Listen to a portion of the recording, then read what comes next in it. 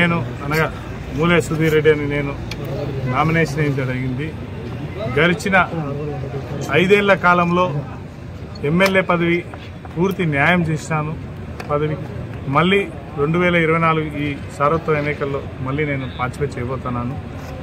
ప్రజల ఆశీస్సులు జగనన్న దీవెనలు ఎప్పటికీ నాకున్నాయి.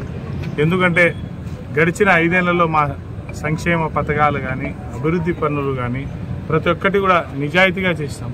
ప్రజలకు ముఖ్యంగా అందుబాటులో ఉంటాం. కాబట్టి ఈరోజు మళ్ళీ అఖండ మెజారిటీ, అంటే పోయినసారి నేను కొత్త క్యాండిడేట్ అయినా కూడా భారీ మెజారిటీతో గెలిచాను. ఈ పొద్దు అంతకు మించిన మెజారిటీతో గెలిచాననే ధైర్యం నాతో.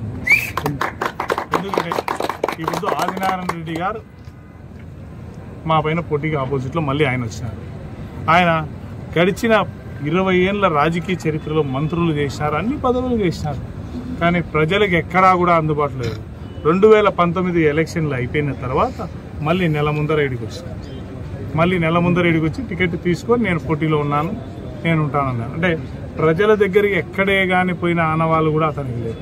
ఎక్కడ కూడా చిన్న ధర్నా చేసిన ఆనవాళ్ళు కూడా అతనికి లేదు. కనీసం ప్రజల కోసం ఏమైనా పోరాటాలు చేసిన ఆనవాళ్ళు కూడా లేదు. ఎందుకంటే కంప్లీట్గా ఆయన ఒక ప్యాకాట క్లబ్లో కూర్చొని టైం స్పెండ్ చేస్తూ ఉంటాం. ఈ పొద్దు మేమైతే మా జగనన్న ప్రభుత్వంలో కంప్లీట్గా ప్రజల్లో ఎప్పుడూ తిరుగుతూ ఉన్నాం. అంటే గడప గడప కానీ ప్రతి ఒక్క ప్రోగ్రాంలో కానీ ముందు అడుగులో ఉన్నాము.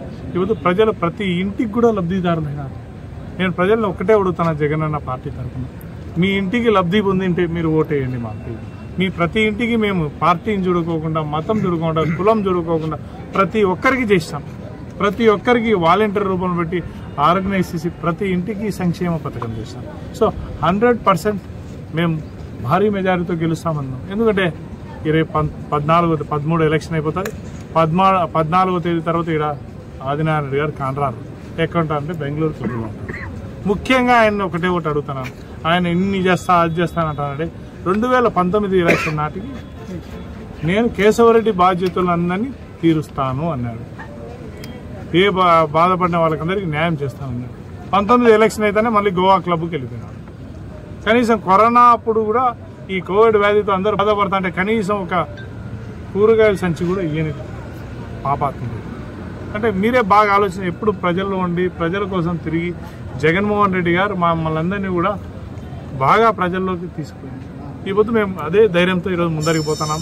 తప్పకుండా భారీ మెజారిటీతో మళ్ళీ వైఎస్ఆర్ పార్టీ నేను భారీ మెజారిటీతో గెలిచి మళ్ళీ 24 నుంచి మళ్ళీ 29 వరకు మా సేవలు ఎప్పటికీ ప్రజల దగ్గర ఉంటాయి.